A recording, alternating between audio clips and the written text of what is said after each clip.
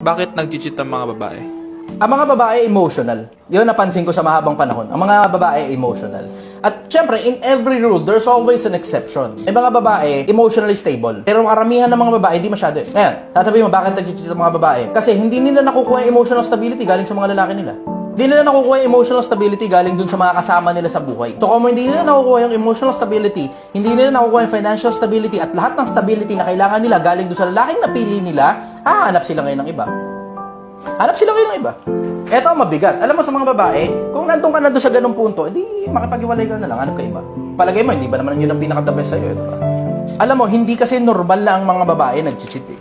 Hindi normal yun, out of the usual yun kapag gabi ganun. Ang mga lalaki, yung pantog na pupuno, maiintindihan mo pa eh. Kasi tignan mo, all throughout history, kahit sa Islam, ang mga lalaki pinapayagan magkaroon ng maraming asawa.